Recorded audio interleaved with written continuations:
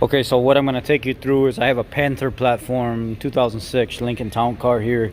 There's a whole story on this car if you want to know more about it and why it's so clean. I mean, this car is like freaking immaculate, man. I mean, the only thing I have to do is the front bumper's got some scrapes, but the rest of the car is completely fine. I'm going to walk you through how I do a fuel injection flush. There's a couple different tools. We have this here. So for any techs that want to learn how to use it, this we're going to use a Valvoline service where I actually take this and I disable the fuel system by blocking it off. So there's going to be fuel pressure on this line, and I'm going to feed that fuel injection flush directly into this 4.6 mod motor right here. Basically, you got these plastic disconnects that fit over that. They open up and then they snap over and then they go back in, and there is a ring inside here that you can use. See, that is about to come off right now. There's fuel pressure on this line right now, so when I do it, I'm going to cover it with a rag and I'm going to pull it off so the fuel, whatever pressure residual wise is in there, is going to go into the rag. So this literally snaps right off of there, and then I'm going to block this line off and I'm going to put the service one here into that with my chemical inside here that's going to clean the injectors, and then I'm going to pressurize this to about 40-45 psi with shop air on this side, and then I'm going to let the vehicle run off this pressurized cleaner into the injectors. So the next step, I'll have it set up, and then the third step will actually start it off of the pressure that's in there, and the vehicle will be running off the Valvoline cleaner. Okay, so what I didn't realize in our kit is these engines are older. We had this block off tool that somebody made back in the day,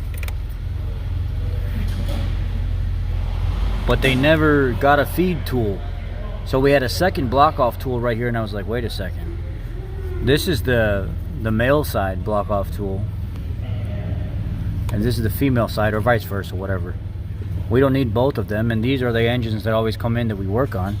So I went ahead and cut the crimp off this side and fed a barb into it and clamped down on it, and I'm going to see if this works, and we'll go from there. So basically, I blocked off the supply line right here coming from the tank. That'll have pressure on it. And then I put this connector on and I fed it into my hose here that goes up into my container of fluid. And you can see that I've got this set right at about 55-60 psi here on this gauge. This is my bigger gauge, well, 57, 58. So I'm going to actually dial that back some. I'm going to pull it. I'm going to unlock this little lever. It's hard to do this while you're videoing. I'm going to pull it back to about 50. And I feel pretty comfortable with about 50 psi, just for the simple fact that I know I've MacGyvered that clamp down there, and I'm not trying to get too crazy with it. And it's holding pretty good so far. So now I've got fuel in that rail. This is pressurized. I've got this little sight glass. It's full of fluid, and let's run it until it runs out. Or about until it runs out.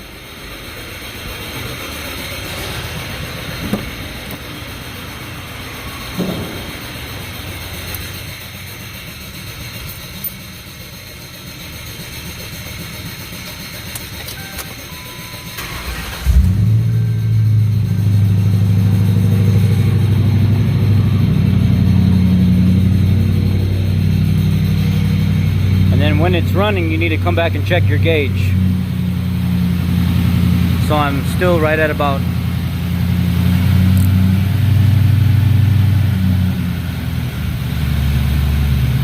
50 psi idling. I'm okay with that. I don't really need no more than that. I'm going to watch this thing and see what it does. I'm going to try to keep it between 50-55 psi. And as long as it stabilizes right in there, I'm good. I'll pull it down to about 50.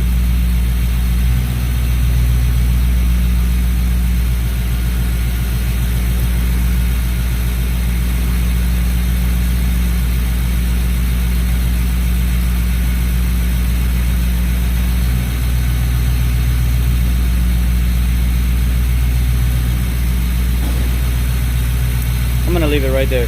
Seems to be idling really good. About 47, 48. Let's see if it starts to act up at the drop.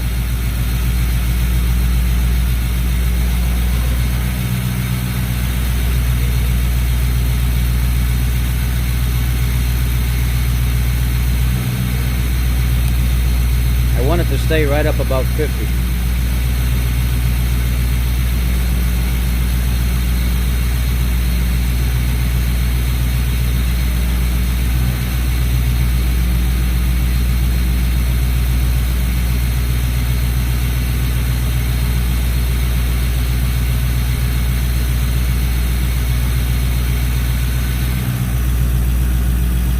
that was them, the lube techs, dumping the drain over there in the corner of the building. Anyway, we'll let it run now. I'll try to keep it right at about 45, 50, somewhere in there. 55 is okay too, but I want to keep it a little lower because of that fuel down there, that homemade deal that I did, and we'll go from there. It definitely started idling a little bit smoother. It had a little hiccup every once in a while, which is normal, but it smoothed that even out. And you can see now this sight glass is completely empty. There's no more fluid in it, and as soon as I felt the vehicle start to stutter a little bit, I immediately shut the vehicle off and came out here. Now what I'm going to do is I'm going to show you how to do this correctly. A lot of people make a big deal out of it. Really, just leave everything open the way it is and just pull the shop air off of it. It'll bleed off on its own. You don't need to touch anything. That's it. And guys are like, oh, you got to close this valve and close this valve and do this. No, you don't. Stick the shop air to it. Let it pressurize. Leave everything where it's at. Pull the shop air off. Let it bleed off. That's it. You don't need to go screwing around with nothing. If you want to be nice to the next guy, you can go ahead and shut this off. It goes up or down. Now, I guess they have this one set up to where it's only one way up. So how these valve works is if they're in line with the flow, they're open. If they're away from it, they're closed. And then come down here, get your little plastic 5/8 adapter deal. Where is it at? Right there. The little 5/8 adapter.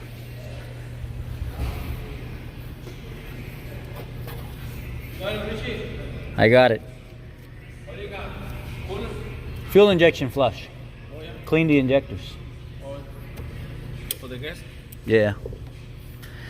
So before I do anything, I'll push this little valve here. So a little fluid comes out, bleed the pressure off, and then I go here, pull it forward on the collar,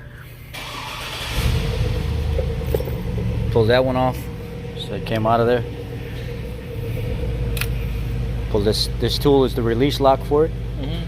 And then I'm gonna go on this side. There's gonna be some pressure over here, so you have to be careful. I'm gonna shut the video off for this one because I gotta make sure I got a rag around it. Okay, I put the clip back on and snapped everything back together. Made sure I had no mess right here.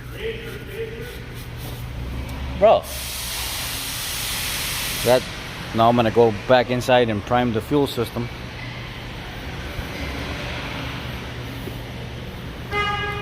So there's a couple ways that you can do these flushes. I mean, you're not gonna get a real good flush unless you do it like I did, where you actually put the concentrated fuel straight to the fuel rail. But there's a mister that you can spray through the intake, through the induction system. That's gonna clean your throttle body and your intake manifold and stuff. And then obviously they put the chemicals and stuff in the fuel, but that doesn't really do that much, to be honest with you. So I'm gonna key on, let it pressurize, turn it off. Key on, let it pressurize.